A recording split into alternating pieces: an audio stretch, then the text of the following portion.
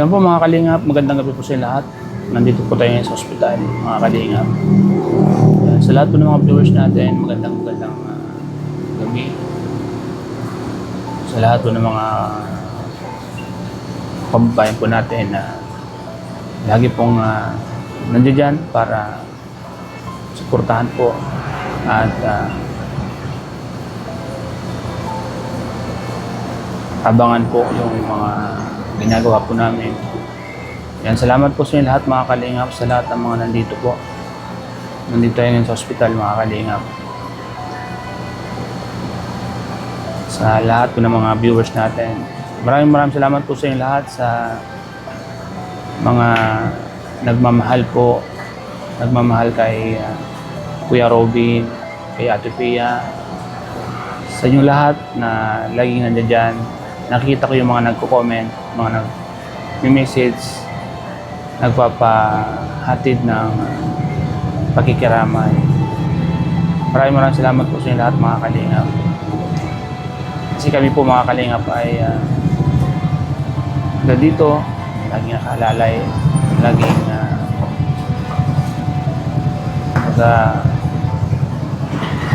naalala yung mga samahan namin, naalala yung mga maliligayang araw na magkakasama kami. Kahit na may harap yung nangyari, ang hirap tanggapin, pero wala tayong magagawa mga kalingap. Nandyan na po yan, hindi po natin hawak ang buhay natin. Kaya salamat po sa lahat ng mga viewers na laging nandiyan po mga kalingap, sa mga sumusuporta po, sa mga umiiyak kahit hindi daw sila kamag-anak ni Kuya Robin, pero araw-araw po silang umiiyak. Pag napapanood nila si Kuya Robin ay ayun, hindi nila mapigilan yung pagluha nila. Kaya salamat po mga kalingap sa inyong lahat. Salamat po kay Kuya Bal, kay Ate Edna, kay Kalingap Rab. Salamat po sa suporta at pagmamahal. Hindi niyo po pinapabayaan ang pamilya ni Kuya Robin. Naawa po ako kay Dara mga kalingap. Sobrang iyak ni Dara. Naalala ni Dara yung mga nangyari, paano siya na-escort ni Kuya Robin. Talagang nakita mo si Dara, yung iyak niya, talagang maawa ka. Hindi dahil daw kay Kuya Robin, hindi siya magiging ganoon, hindi niya makikilala ang kalingap, hindi mababago ang buhay nila. Kaya sobrang nagpapasalamat po si Dara. Kaya gano'n lang si Dara kung umiyak. Nung makita kong umiyak si Dara mga kalingap ay grabe po. Sobra po akong naawa dahil bilang Kalingap Angels, isa si Kuya Robin yung naka-scout sa kanya. Talaga namang inilibdib niya yung pagkawala ni Kuya Robin. Sobra din siyang naawa. Naawa po siya mga kalingap. Kaya salamat po mga kalingap sa lahat ng mga viewers natin na nandiyan dyan, nasamahan po, nakikilalamhati,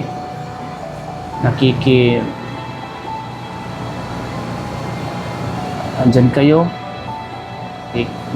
kikaramay, dumadamay sa araw-gabi. Yan po mga kalingap. Salamat po sa mga kababayan nating OFW, pati sila talagang apektado sa pagkamatay po ni Kuya Robin. Maraming nagka-chat na kahit hindi nila kaano si Kuya Robin, pero grabe ang pag-iyak po nila. Hindi nila matanggap yung nangyari.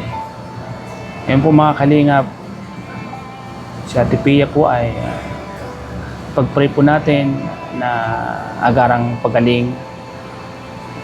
Sana malagpasan niya din po yung mga pagsubok sa kanya, yung sakit.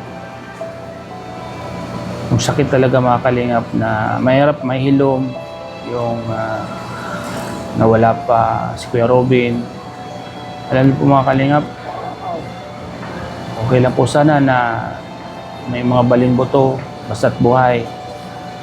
Yung po hihilom pero yung mawala yung buhay ay yun po yung napakasakit na talagang wala nang hiluman habang buhay na idibdibin mo, habang buhay na hindi mo na makikita. Kaya yun yung isa sa mga pinakamasakit na talagang hindi matanggap. Kaya po mga kalingap, sa lahat po ng mga manonood, sa lahat po ng mga viewers natin, yung po mga kalingap, sama-sama po natin ipag-pray po sila para malagpasan po nila yung mga pagsubok na dinaranas nila ngayon mga kalingap. Pati po mga kalingap yung pagaling po ni Ate Pia, ipagdasal po natin yung mga anak nila na sana ay